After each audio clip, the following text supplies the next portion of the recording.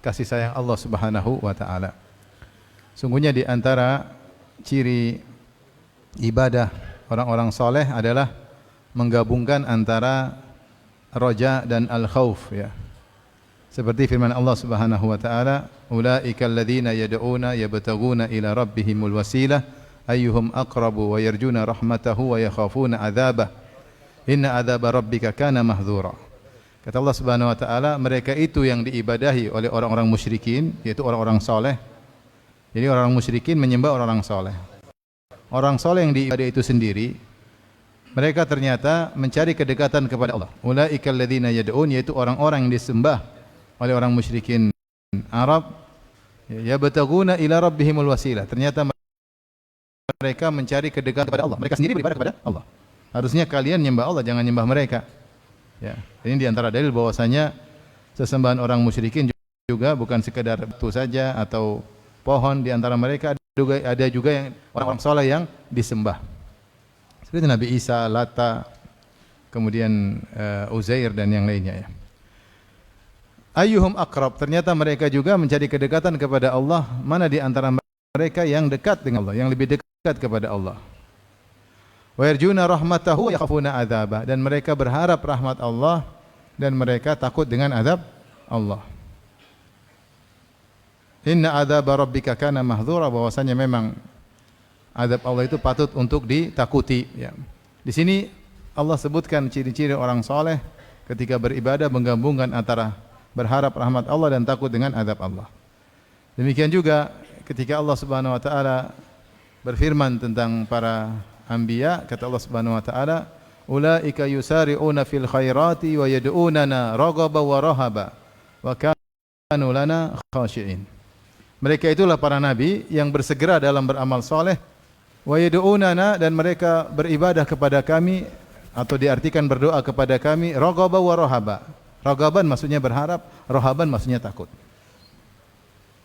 Jadi para anbiya mereka ketika beribadah mereka berharap dan takut. Ini disebut dengan arkan a'malil qulub, yaitu rukun amal hati. Bahwasanya seorang kalau beribadah dia hendaknya menggabungkan antara berharap dengan takut. Demikian juga ketika Allah memuji orang-orang yang berilmu, kata Allah Subhanahu wa taala, amman huwa qanitun ana al-laili sajida wa qama yahdharul akhirata wa yarju rahmata rabbih. Qul hal yastawi alladhina ya'lamuna wal ladzina la ya'lamun innama yatadhakkaru ulul albab. Kata Allah, apakah sama orang-orang yang kafir dengan orang yang di malam hari kunut, yaitu khusyuk beribadah, ana al-laili, di tengah malam, sajida wa qa'ima, sujud dan berdiri, itu sedang salat, ya. Yang berharap rahmat Allah dan takut dengan azab Allah. Jadi Allah bercerita tentang orang-orang yang berilmu, kemudian di akhir ayat kata Allah, ya, qul hal yastawi alladhina ya'lamuna wal ladzina la ya'lamun, apakah sama orang berilmu dengan orang tidak berilmu, yaitu Allah yang menjelaskan orang berilmu itu mereka terapkan ilmunya di antara mereka salat, di antaranya mereka salat malam. Dan kalau mereka salat malam, mereka menggabungkan antara raja dan khauf, berharap dan takut. Maka di antara kesempurnaan ibadah adalah seorang ketika beribadah dia menggabungkan antara al-khauf dan ar-raja, takut dan berharap. Ditambah lagi kalau dia disertai dengan al-mahabbah, ya, cinta kepada Allah Subhanahu wa taala. Maka kata para ulama, ibarat tiga a'malul qulub ini ibarat seperti burung yang kepalanya adalah mahabbah, cinta kepada Allah, dan dua sayapnya adalah al-khauf dan ar-raja. Siapa yang kemudian hilang dari tiga amal ini, hilang salah satunya, seperti dia hanya beribadah kepada Allah, hanya roja saja, tidak ada khauf sama sekali, maka dia akan terjatuh dalam dosa besar namanya al-amnu min makrillah, merasa aman dari makar Allah Subhanahu wa taala.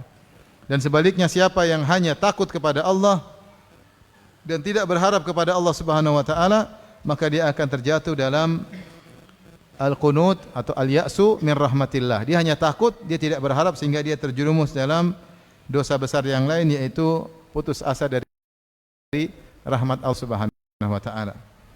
Dalam hadis Nabi SAW bersabda, al-kabair, dosa-dosa besar, asyirku billah, syirik kepada Allah, wal iyasu min rauhillah, putus asa dari pertolongan Allah, wal qunutu min rahmatillah, sama putus asa dari kasih sayang Allah Subhanahu wa taala. Ada yang bedakan antara al-iyas min rauhillah, rauhillah maksudnya putus asa dari pertolongan Allah dalam menghilangkan kesusahannya.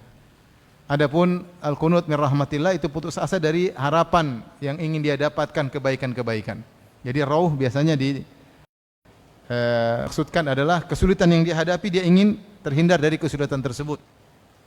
Seperti perkataan Nabi Yakub alaihissalam, la tayasu min rauhillah, janganlah kalian putus asa dari pertolongan Allah dalam menghilangkan kesulitan kalian, ya.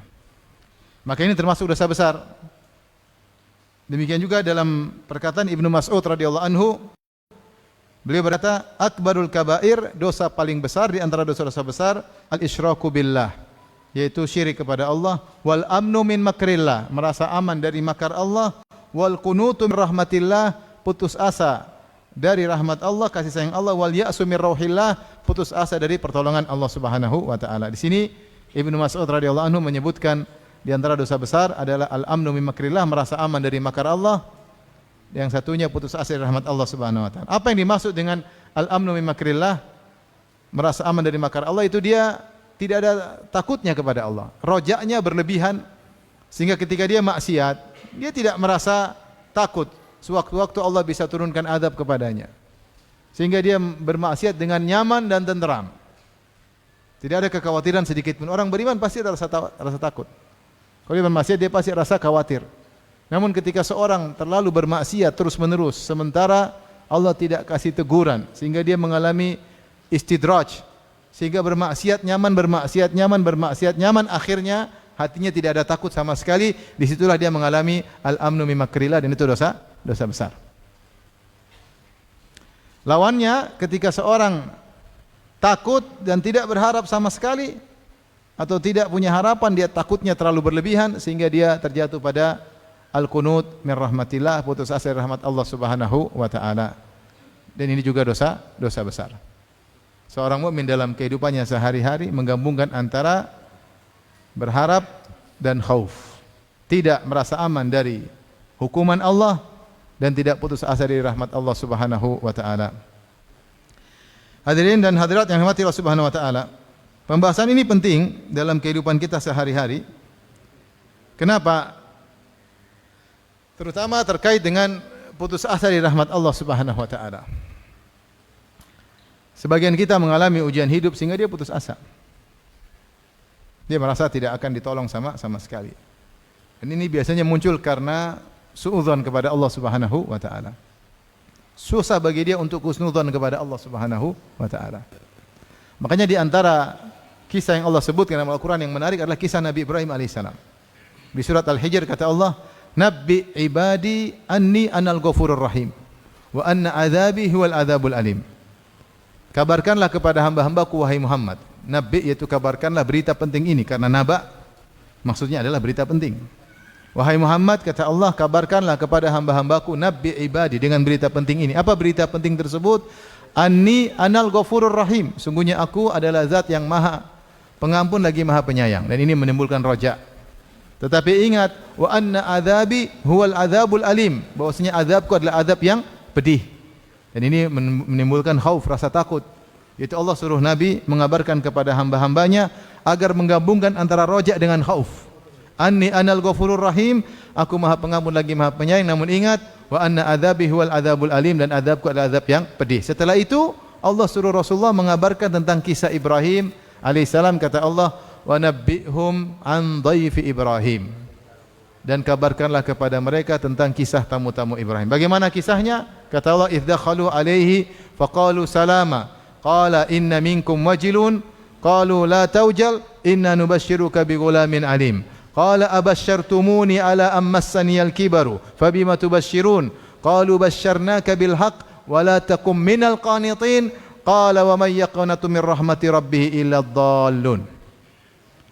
Kabarkanlah kepada mereka tentang kisah tamu-tamu Ibrahim. Tatkala tamu-tamu tersebut yang datang dalam bentuk malaikat datang bertamu kepada Ibrahim, idzakhulu alaihi faqalu salama, kemudian mereka mengucapkan salam.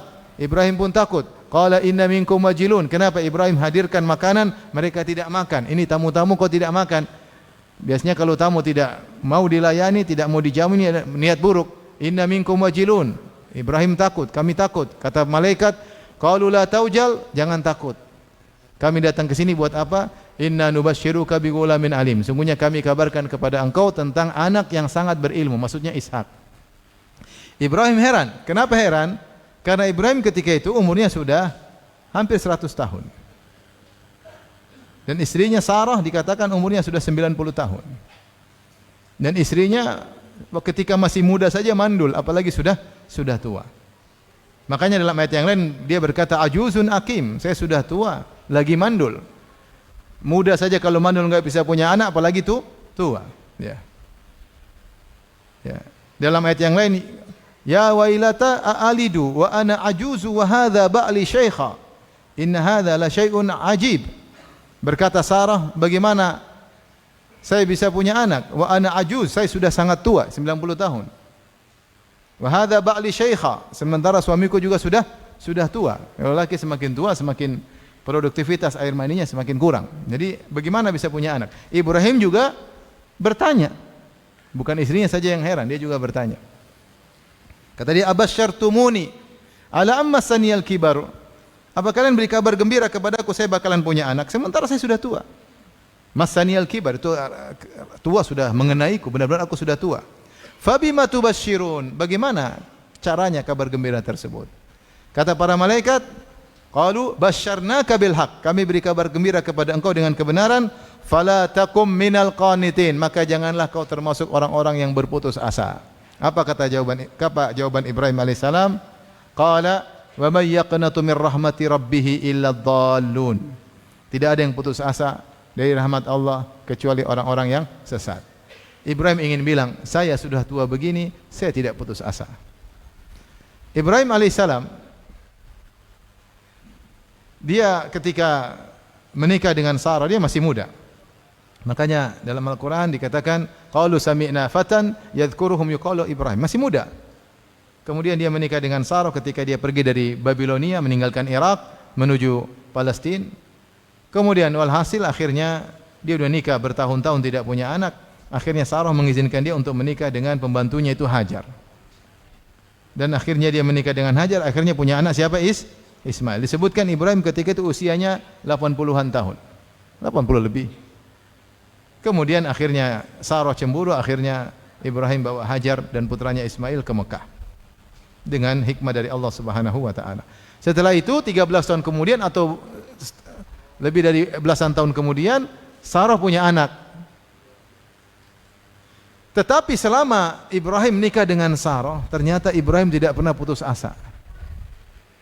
Dia tetap berharap suatu saat akan dikasih anak oleh Allah lewat Sarah. Karena Sarah ini wanita soleha yang menemani dia dalam keimanan. Bukankah ketika Ibrahim lewat Mesir dia berkata, wahai Sarah, kalau saya ditanya siapa engkau, saya akan berkata hadhi ukhti. Engkau adalah saudariku. Kenapa? Saya tidak mengetahui di atas bumi ini seorang mukmin kecuali saya dan engkau saja. Subhanallah. Teman bersafar, teman berdakwah. Maka dia ingin punya anak dari Sarah. Meskipun istrinya mandul, ketika masih muda sudah mandul, sekarang sudah tua 90-an. Ibrahim juga sudah hampir 100 tahun. Tetap dia tidak putus asa. Makanya dia ketika bertanya, Fabima tubasyirun, bagaimana caranya punya anak? Itu bagaimana kalian mengabarkan aku akan punya anak? Dia bukan mengingkari qudratullah, tetapi dia ingin tahu gimana. Ya. Makanya para malaikat berkata, ya, basyarnaka bil haqq fala takum minal qanitin. Jangan kau putus asa wahai Ibrahim. Kata Ibrahim, saya enggak putus asa. Wa may yaqnatu min rahmati rabbi illa dhalun. Karena yang putus asa itu orang sesat. Jadi ternyata Ibrahim puluhan tahun tidak pernah putus asa. Tetap ada harapan darinya bahwasanya dia masih mungkin punya anak dari siapa? Sarah. Padahal istrinya sudah tua, mandul, dan dia masih husnudzon kepada Allah. Ini menakjubkan sifat Ibrahim alaihissalam. Kita kalau di posisi Ibrahim sudah putus asa dari dulu-dulu. Subhanallah, dia bilang saya tidak pernah putus asa. Yang putus asa itu orang sesat, saya enggak. Jadi ini menakjubkan bahwasanya ya, meskipun waktu yang lama ya, Ibrahim tidak pernah putus asa dari kasih sayang Allah Subhanahu wa taala. Mungkin suatu saat Allah akan kasih anak. Cepat atau lambat dia senantiasa husnudzon kepada Allah Subhanahu wa taala. Dan itulah juga yang Allah sebutkan tentang kisah Nabi Yakub alaihissalam yang ketika di puncak-puncak kesulitan dia hadapi, justru dia menasihati anak-anaknya agar tidak putus asa. Sebagaimana Allah sebutkan dalam kisah dalam surat Nabi Yusuf alaihissalam, ketika dikabarkan ternyata Binyamin tertangkap, dituduh mencuri, Yusuf hilang kemana, entah kemana, kakaknya yang tertua juga tidak mau pulang, maka dia mengatakan, sabrun jamil, asallahu ayyatiyani bihim jami'a. Semoga Allah mendatangkan mereka bertiga kepadaku. Justru dia mengucapkan demikian ketika di puncak kesulitan, yang sebelumnya tidak pernah terucap ucapan tersebut. Tetapi ketika kesulitan semakin memuncak setelah Yusuf hilang, dia cinta kepada saudara kandungnya Yusuf yaitu Binyamin. Ternyata Binyamin juga hilang, dituduh mencuri. Ternyata kakak paling tua juga enggak mau pulang. Karena malu, ternyata Binyamin tidak bisa dikembalikan kepada ayahnya. Ya. Maka di puncak kesedihan tersebut sampai matanya buta. Ya. Dia berkata, asallahu ayyatiyani bihim jami'a. Semoga Allah mendatangkan mereka kepadaku seluruhnya. Bukan Yusuf saja, bukan Binyamin saja, bukan kakaknya saja, tiga-tiganya. Innahu huwal alimul hakim, karena Allah itu maha berilmu dan maha bijak. Itu dia tahu. Allah melakukan ini di atas ilmu, dan Allah melakukan ini semua, mentakdirkan ini semua karena Allah maha bijak. Kata Allah, wa tawalla anhum wa qala ya asafa ala Yusuf wa biyaddat aynahu minal huzni fahuwa kadhim. Maka dia pun berpaling dari anak-anaknya yang lain ya. Kemudian dia ingat lagi Yusuf. Kemudian wabiyaddat ainah, kemudian matanya menjadi putih, yaitu buta, tidak bisa lagi melihat karena saking sedihnya. Kemudian anak-anaknya mencela dia. Qalu tallahi tadhkuru Yusuf hatta tadhkuru Yusuf hatta takuna haradan aw takuna minal halikin. Wahai ayah, engkau ingat ingat Yusuf lagi sampai mau mati, sampai sakit parah. Qala innama ashku bathi wa huzni ila Allah. Aku hanya mengadukan kesedihanku hanya kepada Allah. Wa ana a'lamu minallahi ma la ta'lamun. Aku tahu apa yang kalian tidak ketahui. Kemudian dia berkata, ya bani yadhhabu, wahai putra-putraku, pergilah. Fatahassasu min Yusuf wa akhi, wa la tayasu. Carilah kabar-kabar tentang Yusuf. Sudah berapa lama berpisah dengan Yusuf? Khilaf di kalangan para ahli tafsir. Ada yang mengatakan 15 tahun, ada yang mengatakan 40 tahun. Sudah terpisah, tapi dia tidak putus asa. Dia mengatakan, fatahassasu min Yusuf wa akhi, cari kabar tentang Yusuf dan Binyamin. Adapun kakaknya jelas, kakaknya ada cuma enggak mau pulang. Fatahassasu min Yusuf wa akhi wa la tayasu min rauhillah, dan jangan pernah putus asa dari pertolongan Allah. Ini sebenarnya mengatakan rauh artinya pertolongan Allah karena kesempitan yang dihadapi. Innahu la yayasu min rauhillah illa alqaumul kafirun. Sungguhnya tidak ada yang putus asa dari rahmat Allah kecuali orang-orang kafir. Maka ini adalah contoh yang Allah sebutkan dalam Al-Quran, bagaimana seorang dalam kondisi apapun tetap husnudzon kepada Allah Subhanahu wa taala. Dan seorang mukmin hendaknya demikian, tidak suudzon kepada Allah Subhanahu wa taala. Namun saya katakan sulit bagi seorang untuk berhusnudzon kalau dia bergelimang kemaksiatan, sulit. Dan ini dijelaskan oleh Ibnu Qayyim dalam kitabnya Ad-Da' wad-Dawa atau Al-Jawabul Kafi. Semakin seorang bermaksiat, hatinya semakin hitam, dia susah untuk husnudzon, dia senantiasa bersuudzon. Dan semakin sulit ketika dia akan meninggal dunia. Makanya Rasulullah SAW bersabda, la yamutanna ahadukum illa wa huwa yuhsinu dhanna billahi azza wa jalla. Janganlah salah seorang dari kalian meninggal dunia kecuali dia berbaik sangka kepada Allah. Namun tidak mudah, tidak semudah yang dibayangkan. Kalau dia senantiasa bermaksiat, agak sulit dia husnudzan, seringnya suudzan. Makanya orang yang biasanya putus asa bisa jadi hubungannya dengan Allah kurang baik, sehingga dia suudzan, kayaknya tidak bakalan ditolong oleh Allah Subhanahu wa taala. Kayaknya beginilah nasib saya sampai selesai. Tidak ada harapan kepada Allah Subhanahu wa taala. Tapi orang beriman dia pasti punya harapan, pasti ada hikmahnya. Pasti ada pertolongan cepat atau lambat. Allah yang lebih tahu kapan Allah kasih pertolongan. Bagaimana Yakub alaihissalam 40 tahun tetap husnudzan kepada Allah. Bagaimana Ibrahim 60 tahun mungkin 70 tahun tetap berhusnudzan bakalan punya anak dari Sarah. Wa ana inda dhanni abdi, kata Allah Subhanahu wa taala, ana inda dhanni abdi bi, aku berdasarkan persangkaan hambaku kepadaku. Falyadhunna bi abdi ma syaa, hendaknya hambaku berprasangka kepadaku dengan yang dia sukai. In dhanna khairan falahu, kalau dia berprasangka baik bagi dia kebaikan, wa in dhanna syarran falahu, kalau dia berprasangka buruk baginya keburukan. Maka nasihat untuk saya pribadi dan hadirin hadirat, jangan putus asa. Jangan berburuk sangka kepada Allah, berbaik sangka aja. Ada orang anaknya nakal, dia putus asa, kayaknya nggak bisa baik lagi nih. Jangan putus asa. Taruhlah nanti dia meninggal dalam kondisi bejat, tetapi kau berbaik sangka, berharap kebaikan, itu ibadah. Engkau mengharapkan rahmat Allah, meskipun tidak terkabulkan tetap adalah ibadah. Tetapi kalau kau putus asa, ternyata anakmu baik, kau sudah berdosa.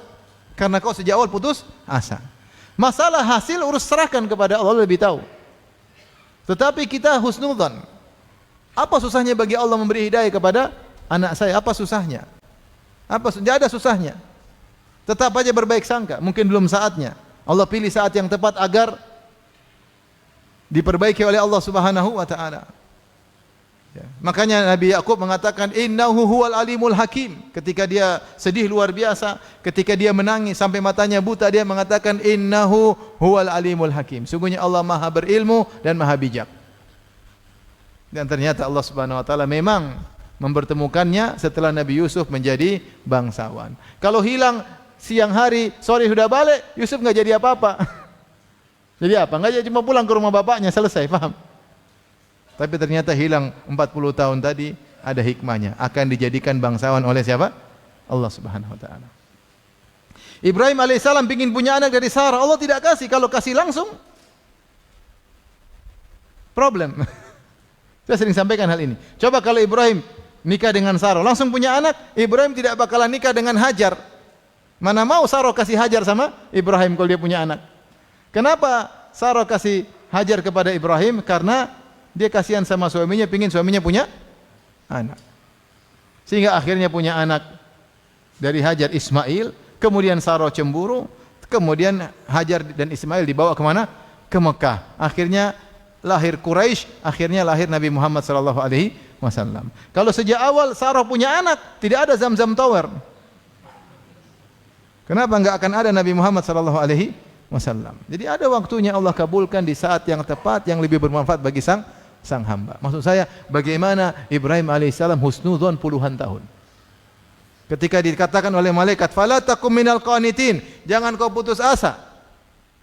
Kata Ibrahim, siapa yang putus asa? "Wa may yaqnatu min rahmati rabbi ila dhalun." Tidak ada yang putus asa kecuali yang sesat. Saya bukan orang sesat. Saya tidak pernah putus asa. Saya tidak pernah putus asa dari kasih sayang Allah, dari rahmat Allah Subhanahu wa taala. Ya. Yakub ketika disusah-susahnya dalam kondisi genting-gentingnya justru menasihati anak-anaknya. Wala tayasu mir rauhillah. Kalian jangan putus asa dari pertolongan Allah. Innahu la yayasu mir rauhillah illal qaumul kafirun. Tidak ada yang putus asa dari rahmat Allah kecuali orang-orang kafir. Taib ikhwan dan akhwat yang rahmati Allah Subhanahu wa taala. Saya akan bacakan beberapa ayat yang terkait dengan keputusasaan yang Allah singgung dalam Al-Quran.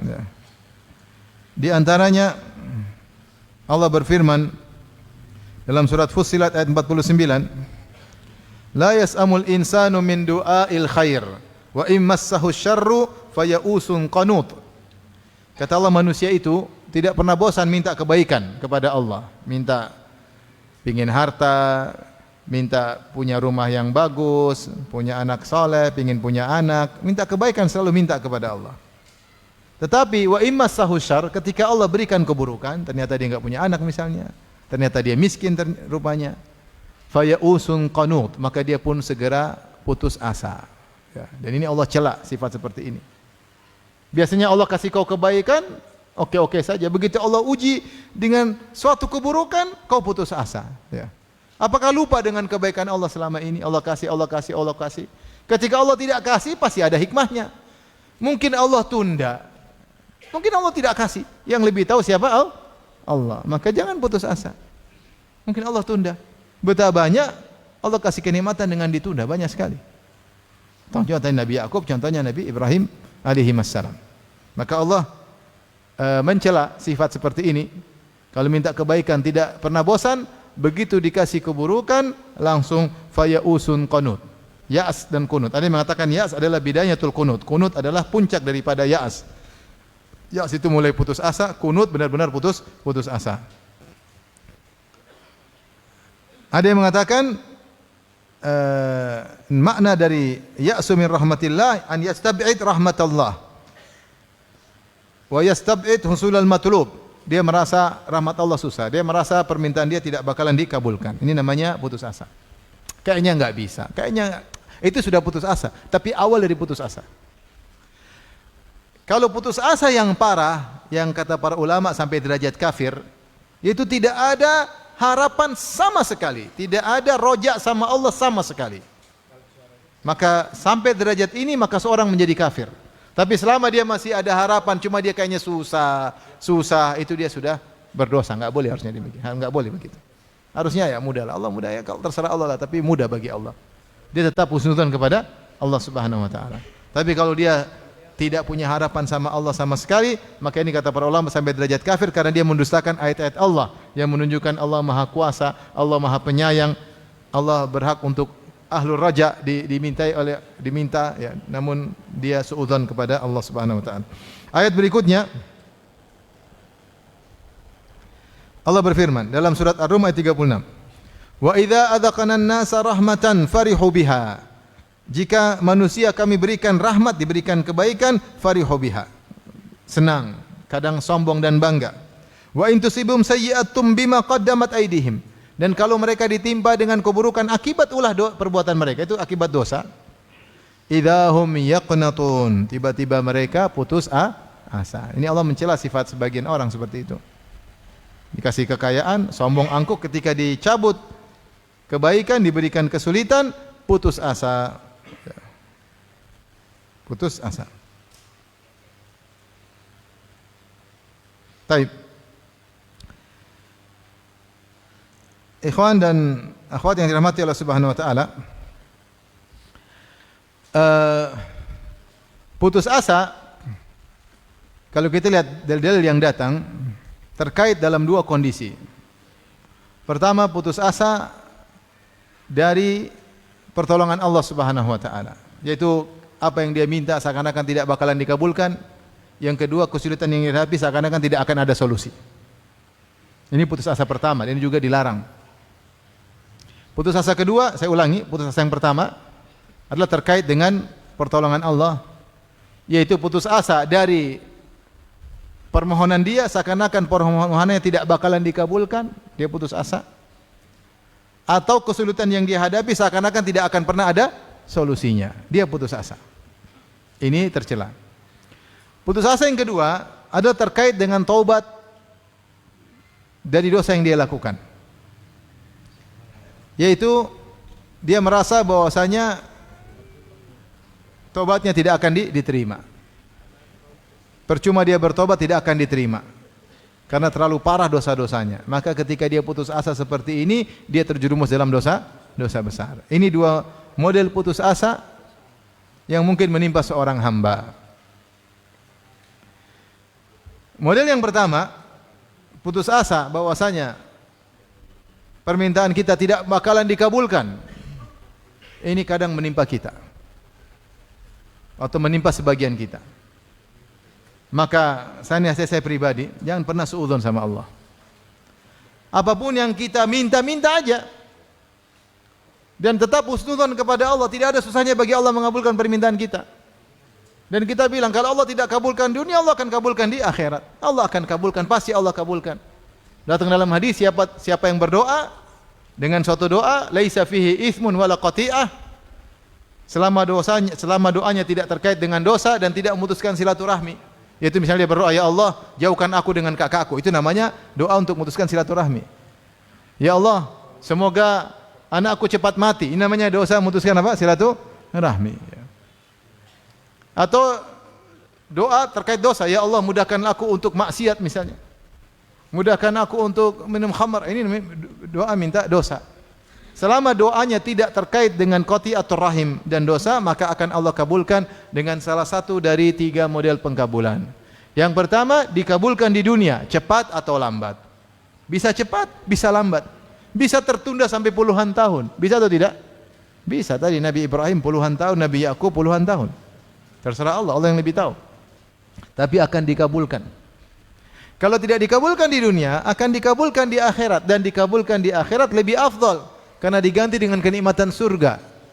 Dan kenikmatan surga tidak ada bandingnya dengan kenikmatan dunia. Tapi kalau kita disuruh pilih, kita pasti pilih dikabulkan di dunia, iya enggak? Iya tidak? Kalau ada pilihan, dikabulkan di dunia atau di akhirat? Di dunia lah. Di akhirat urusan lain. Padahal di akhirat kalau dikabulkan di akhirat pasti lebih afdal. Yang ketiga, au yusrafa anhu minas su'i mithluhu, atau dipalingkan darinya keburukan yang semisal apa yang dia minta. Dijauhkan darinya keburukan-keburukan. Dalam sebagian riwayat disebut oleh Ibnu Rajab Al-Hambali, atau diampuni dosa-dosanya,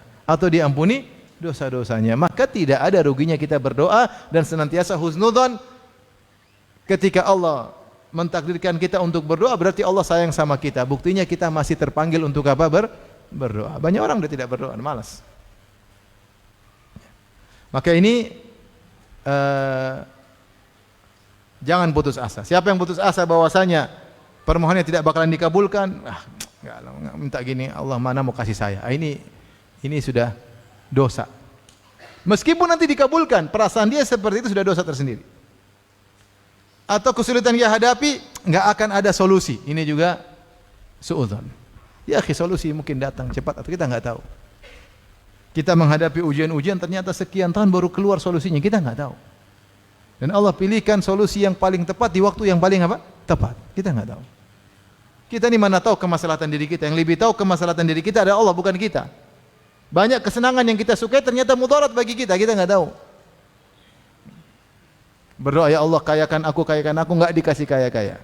Karena kalau kaya enggak mau ngaji lagi. Ya Allah lunasi hutangku, enggak pernah dilunasin sama Allah. Nanti 20 tahun lagi baru dilunasin. Kenapa? Kalau dilunasin enggak pernah sholat malam lagi. Allah yang lebih tahu.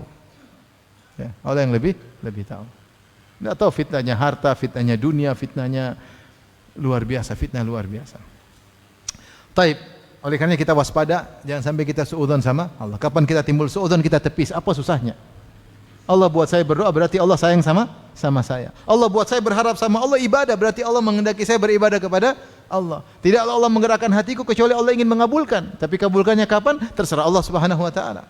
Di dunia, di akhirat, terserah Allah Subhanahu wa taala. Tapi jangan pernah suudzon. Tinggal berdoa terus. Taib. Putus asa yang kedua, putus asa dari ampunan Allah Subhanahu wa taala. Dan tentunya ini adalah bentuk ya mengingkari nama Allah Al-Ghafur Ar-Rahim. Allah menamakan dirinya Al-Ghafurur Rahim, Maha Pengampun lagi Maha Penyayang. Dan dosa sebesar apapun jika seorang bertobat pasti diterima oleh Allah Subhanahu wa taala. Makanya Allah mengatakan, dan ini di salah satu ayat disebut arja ayatin fi kitabillah, ayat yang paling memberi harapan kepada seorang hamba, kepada pendosa. Kata Allah di surat Az-Zumar, "Qul ya ibadiyalladzina asrafu ala anfusihim la taqnatu mir rahmatillah, innallaha yaghfirudz dzunuba jami'an, innahu huwal ghafurur rahim." Kata Allah Subhanahu wa taala, katakanlah, "Qul ya ibadi," katakanlah siapa wahai Muhammad? Katakanlah kepada hamba-hambaku dalam surat Az-Zumar 53, "Qul ya ibadi." Katakanlah, siapa yang disuruh diperintahkan? Nabi. Qul maksudnya ya Rasulullah sampaikanlah. Qul ya ibadiyalladzina asrafu. Ini nidaun ilahi. Wahai hamba-hambaku yang melampaui batas dalam maksiat. Di sini Allah masih menyandarkan para pendosa tersebut kepada dirinya. Allah masih menamakan mereka hamba-hambaku. Berarti masih ada kasih sayang Allah.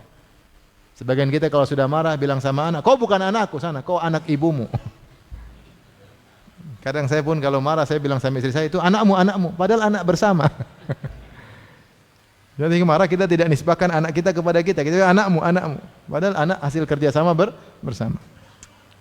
Allah ini orang pelaku dosa, Allah masih mengatakan ibadi, hamba-hambaku. Qul ya ibadiyalladzina asrafu, yaitu hamba-hambaku yang asrafu, yaitu israf dalam maksiat, berlebih-lebihan dalam maksiat, bukan maksiat biasa, berlebih-lebihan, tenggelam dalam kemaksiatan, melampaui batas. Israf itu artinya apa? Melampaui batas. Yang Allah sedang berbicara bukan orang yang dosanya biasa-biasa saja, dosanya berlebih-lebihan, turah-turah dosanya. Ala anfusihim. Kata Allah, la taqnatu min rahmatillah, janganlah kalian putus asa dari rahmat Allah. Jangan pernah putus asa. Kenapa? Innallaha yaghfiru dzunuba jami'a. Allah menegaskan dengan inna, yang artinya sungguhnya.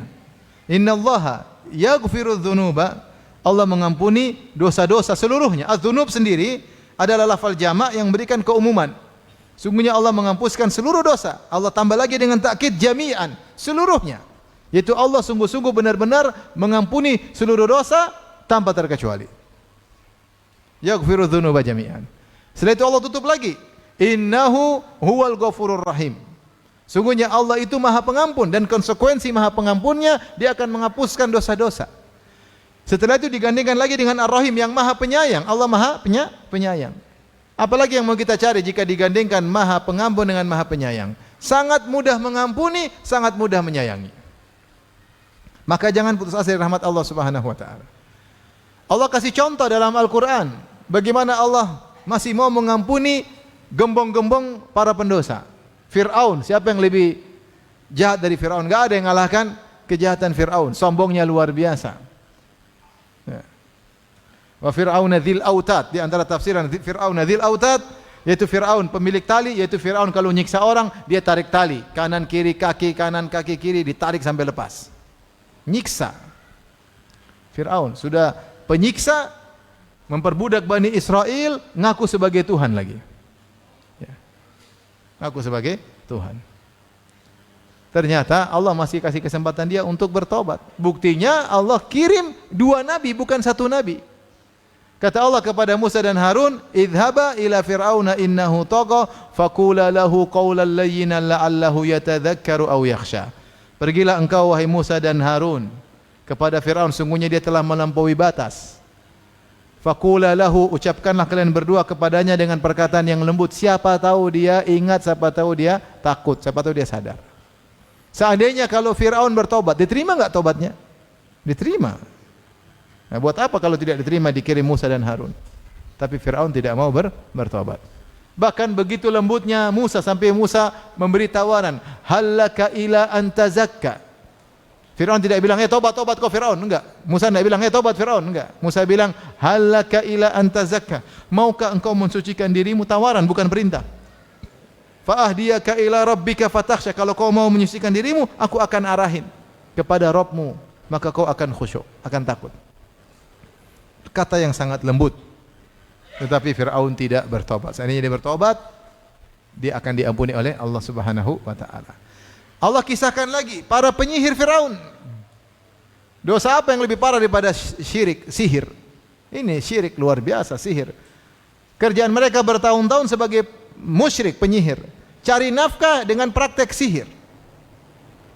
Bahkan ingin berduel melawan utusan Allah. Diundang oleh Fir'aun.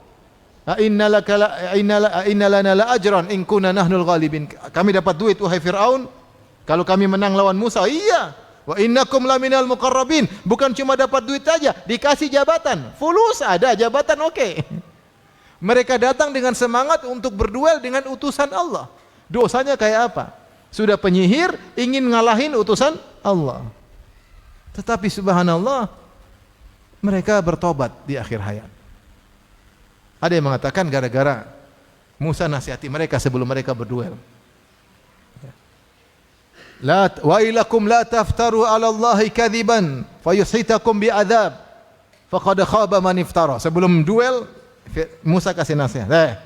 Celaka, ciloko. Jangan berdusta nama Allah, kalian akan kena azab. Sungguh merugi orang yang berdusta. Fatanaza'u bainahum amrahum wa asarrun najwa. Mereka jadi bingung, gelisah. Ngomong begitu, rupanya nasihat sedikit itu membuat masuk ke dalam hati mereka. Karena Musa ketika berbicara dari hati yang dalam, kalian celaka. Sehingga masuk dalam hati mereka. Akhirnya ketika duel, mereka lihat mukjizat Nabi Musa, akhirnya mereka pun masuk Islam. Fa ulqiyas saharatu sujada, mereka pun sujud. Ketika mereka sujud, akhirnya Firaun bunuh mereka, salib mereka, kemudian mereka masuk surga. Subhanallah, Islam cuma sebentar. Puluhan tahun dalam kesyirikan, beriman cuma sebentar, meninggal masuk surga. Allah Maha Pengampun lagi Maha Penyayang. Siapa lagi Allah sebutkan tentang orang-orang ashabul ukhdud? Allah berfirman, innal ladzina fatanul mu'minina wal mu'minati tsumma lam yatubu falahum adzabu jahannam wa lahum adzabul hariq. Sungguhnya orang-orang yang membakar kaum mukminin, fatanu sini maksudnya membakar kaum mukminin, membakar kaum mukminat. Mereka kumpulkan, ada yang mengatakan ribuan orang, tidak mau beriman kepada sang raja, maka dibakar hidup-hidup. Ini kejahatan kayak apa seperti ini? Kemudian mereka syuhud, qu'ud, ketika mereka bakar, mereka saksikan, mereka nongkrong menikmati siksaan tersebut. Ini luar biasa. Jadi bukan sekedar bakar, mereka nonton, mereka nikmati pembakaran tersebut. Kira-kira kalau ada zaman sekarang ada seorang misalnya membakar ulama, kira-kira kita bilang apa? Wah, enggak bakalan diampuni. Ini bukan satu orang yang dia bakar, ribuan. Ternyata Allah masih kasih kesempatan untuk bertobat. Kata Allah Subhanahu wa taala, "Tsumma lam yatubu." Sungguhnya orang-orang yang telah membakar kaum minat kemudian tidak bertobat, maka bagi mereka adab yang pedih dan adab yang membakar. Maksudnya kalau mereka bertobat berarti mereka tidak diazab. Qatalu awliya Allah, mereka telah membunuh wali-wali Allah, kemudian Allah masih memberi kesempatan mereka untuk bertobat. Jadi Allah kasih gambaran tentang orang yang paling bejat seperti Fir'aun, orang yang paling dahsyat siksaannya seperti raja-raja tersebut, ternyata masih dikasih kesempatan untuk bertobat, menunjukkan bahwasanya Allah Maha Pengampun lagi Maha Penyayang. Rasulullah juga kasih contoh tentang pembunuh 100 nyawa. Setelah dia membunuh 99 nyawa, dia mencari a'lamu ahlil ard, mana orang paling berilmu di atas muka bumi. Qadarullah dia mendapati orang yang rajin ibadah, bukan berilmu. Dapat orang rajin ibadah, dia tanya, wahai ahli ibadah, saya sudah bunuh 99 orang. Apakah Allah masih bisa menerima tobatku? Ahli ibadah enggak punya ilmu, dia berfatwa pakai perasaan. Kayak kamu ini gimana mau diampuni? Enggak bisa diampuni.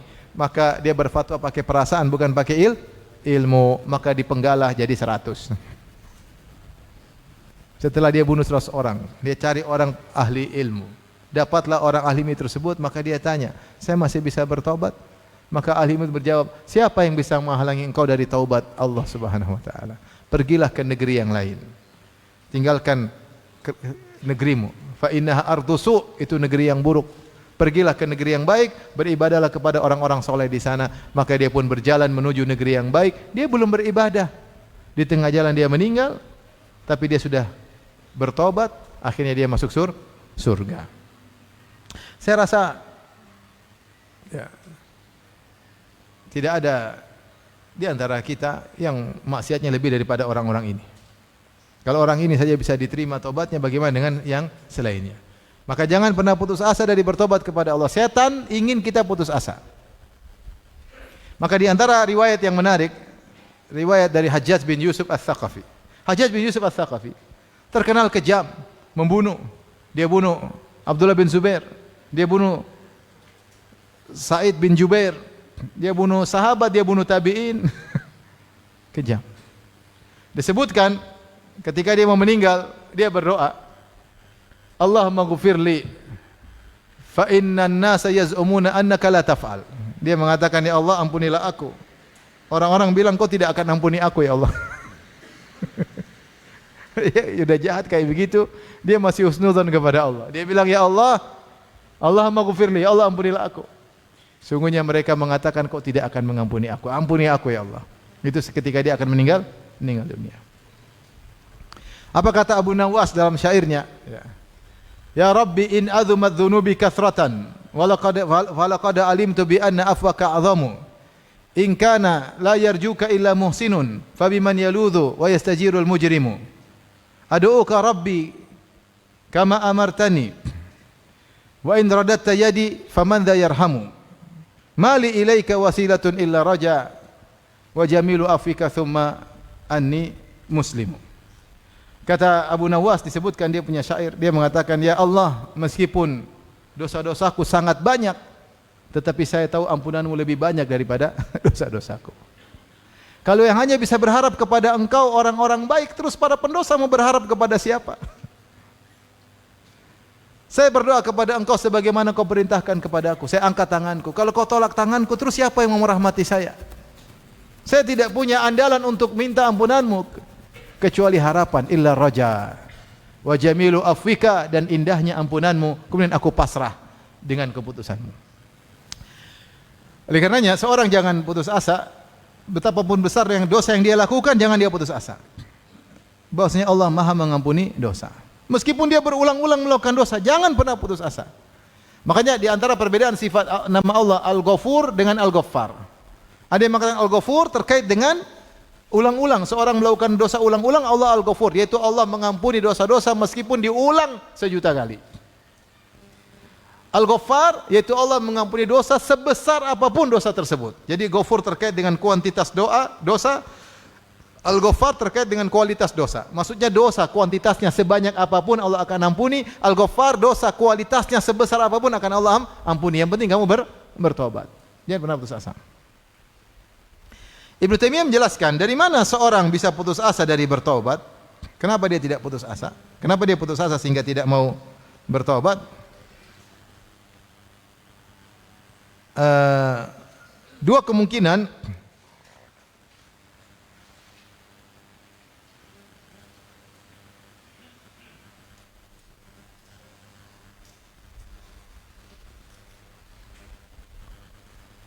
Dia berkata, wal qunutu yakunu bi an la ya'taqida anna Allah la yaghfiru lahu. Imma li kaunihi idza taba la yaqbalu Allah taubatahu wa yaghfir dhunubahu, wa imma bi ay yaqul nafsuhu la tutawi'uhu ala taubah. Bal huwa maghlubun ma'aha wasyaitanu qad istahwadha alayhi fa huwa yai'asu min taubati nafsihi. Yang pertama, dosanya terlalu besar sehingga dia bilang, saya bertobat pun Allah tidak akan ampun. Terlalu besar dosa saya, terlalu besar. Saya bajingan, saya penjahat, semua kejahatan sudah saya lakukan. Gimana Allah ampuni saya? Maka ini salah satu bentuk putus asa karena dia merasa dosanya terlalu besar. Yang kedua, dia tidak mau bertobat karena dia bilang bertobat, aduh, jiwa dia tidak tertarik untuk bertobat. Saya nggak bisa bertobat. Terus saya terbawa dengan hawa nafsu. Saya tobat gimana? Saya maksiat terus. Sehingga dia sulit untuk bertobat. Ibnu Taimiyah mengatakan, wa hadza ya'tari katsiran minan nas. Ini banyak menimpa banyak orang. Wal qunut yahsulu bihadza taratan bihadza taratan. Terkadang orang putus asa gara-gara pertama, kadang-kadang kedua. Fal awal karrahib. Adapun yang pertama seperti rahib. Tadi ahli ibadah yang berfatwa kepada pembunuh 99 nyawa. Dia melihat dosanya terlalu besar. Orang seperti kamu enggak bakalan diampuni, ngapain bertobat? Sehingga dia akhirnya putus asa, mengajari orang untuk putus asa. Karena memandang dosa terlalu apa? Besar. Sebagian orang tidak mau bertobat, kenapa? Dosa terlalu besar. Percuma. Allah tidak akan ampuni. Ya.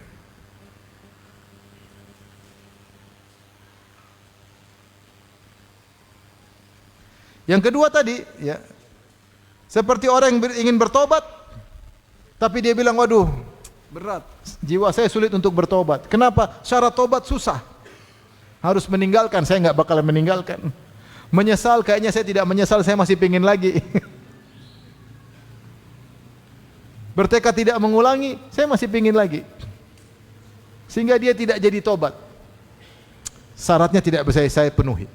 Syarat tobat terlalu berat. Nanti aja. Kalau saya lakukan tobat sekarang, nggak bakalan diampuni. Kenapa? Syaratnya tidak terpenuhi. Akhirnya dia tidak bertobat, putus asa, akhirnya meninggal dunia. Itu yang setan ingin. Seorang terkadang terjatuh yang pertama, terkadang jatuh yang kedua. Makanya di antara zikir yang kita berzikir sekaligus berdoa, Kita berdoa, Rabbighfirli wa tub alayya innaka antat tawwabur rahim. Ya Allah, ampunilah aku wa tub alayya. Apa maknanya tub alayya? Maknanya, ya Allah, kalau aku bertobat terimalah tobatku, kalau aku belum bertobat ilhamkanlah aku untuk bertaubat. Wa tub alayya bisa dua makna. Wa tub alayya. Kadang kita susah untuk bertobat karena masih hobi dengan maksiat tersebut. Riba mau keluar, aduh masih butuh, gimana nanti ajalah. Cara tobat meninggalkan, gimana sih mau meninggalkan? Nyaman ya di riba. Gaji banyak, bisa punya ini, bisa punya anu. Tidak mau tobat. Maka berdoa, Rabbighfirli wa tub alayya innaka anta tawwabur rahim. Maka putus asa bisa datang dari salah satu dari dua model ini. Nah, orang yang seperti ini maka dia tinggal ingat baca bagaimana kisah Fir'aun Allah tawarkan tobat, bagaimana penyihir Fir'aun Allah tawarkan tobat, bagaimana para penyiksa pembakar orang-orang beriman, Ashabul Ukhdud Allah masih tawarkan tobat kepada mereka. Taib, di antara bentuk-bentuk al-qunut min rahmatillah selain yang kita sebutkan tadi, ya.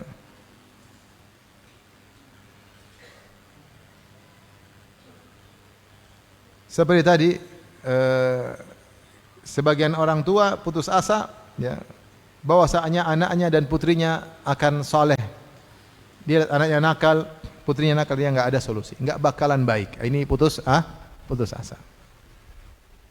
Seorang misalnya terkena disihir, dia sudah berobat nggak sembuh, dia nggak bakalan sembuh. Ini putus asa. Saya dengar ada seorang disihir sampai 20 tahun baru akhirnya apa? Akhirnya sembuh setelah 20 tahun. Dia bersabar. Allah mungkin kasih pahala. Ketika dia disihir, dia menderita sakit, pahala banyak sekali. Dosa-dosa berguguran, derajatnya naik. Allah lebih tahu. Tapi dia tidak putus asa. Setelah 20 tahun baru akhirnya apa? Sembuh. Dan saya katakan, taruhlah tidak sembuh, taruhlah meninggal karena sakit, maka selama kita husnudzon kita dapat pahala. Dan keputusan Allah pasti yang terbaik. Siapa yang husnudzon kepada Allah, beramal saleh, pasti kesudahannya itu yang terbaik bagi dia. Lebih baik dia meninggal dalam kondisi demikian daripada dia sembuh. Allah yang lebih tahu. Serahkan kepada Allah Subhanahu wa taala. Terakhir yang disampaikan ikhwan dan akhwat yang dirahmati Allah Subhanahu wa taala, agar kita berharap selalu kepada Allah, ketahuilah bahwasanya Tuhan kita Allah Subhanahu wa taala lebih sayang kepada hamba-hambanya daripada seorang ibu kepada anaknya sendiri. Kata Nabi sallallahu alaihi wasallam, "Lallahu arhamu bi ibadihi min hadhihi bi waladiha." Allah lebih sayang kepada hamba-hambanya daripada seorang ibu kepada anaknya.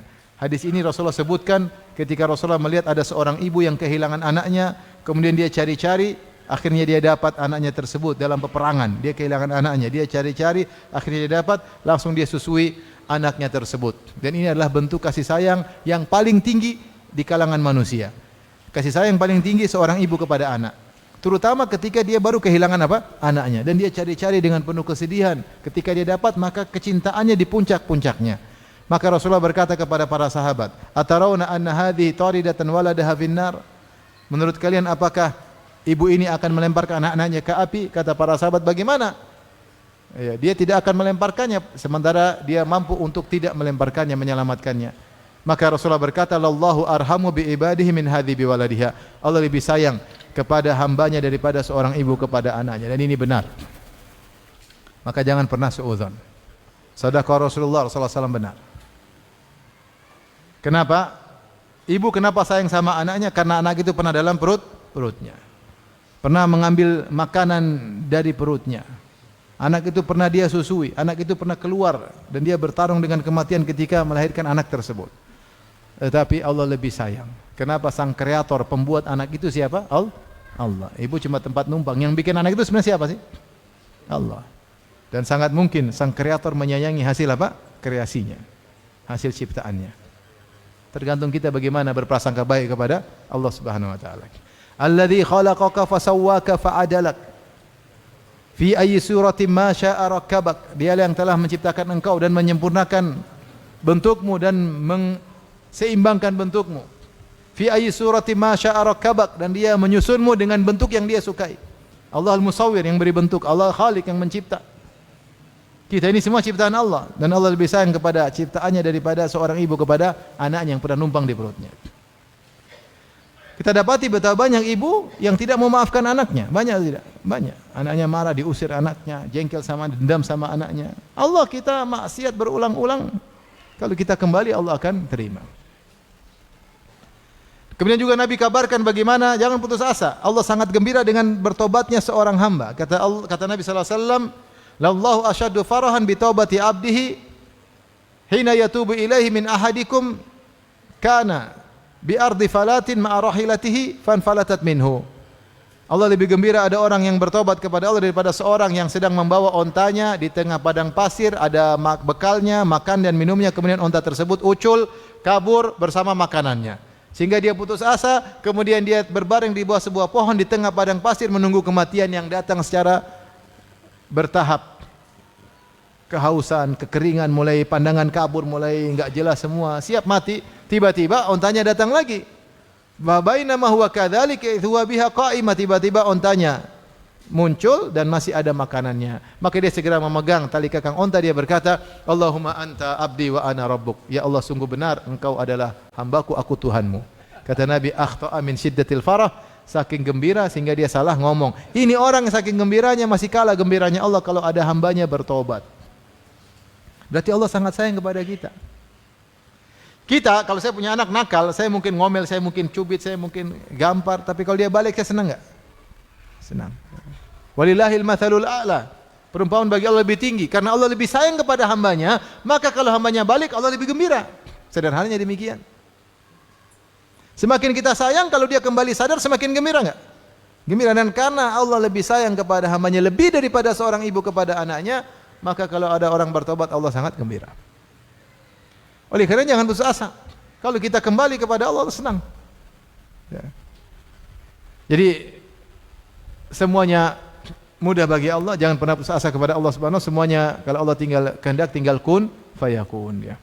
Tapi mungkin ini saja yang saya sampaikan para hadirin hadirat yang rahmati Allah Subhanahu wa taala. Jangan lupa melatih diri untuk senantiasa husnudzon kepada Allah, karena awal dari putus asa karena suudzon kepada Allah. Dan di antara sebab suudzon karena kurang dekat dengan Allah. Di antara sebab kurang dekat dengan Allah karena kita banyak maksiat atau kita kurang mendekat, kurang baca Quran, kurang ngaji, kurang belajar, atau kita bermaksiat sehingga kita mulai suudzon sama Allah Subhanahu wa taala. Kalau hubungan kita baik dengan Allah, mudah untuk kita berhusnudzon, mudah sekali. Tapi kalau hubungan kita buruk dengan Allah, agak sulit kita berhusnudzon. Tapi tetap berusaha husnudzon. Ya. Dan tentunya namanya roja, berharap, bukan hanya berharap saja tapi harus disertai dengan amal saleh. Innal ladzina amanu wal ladzina hajaru wa jahadu fi sabilillah ulaika yarjuna rahmatallah.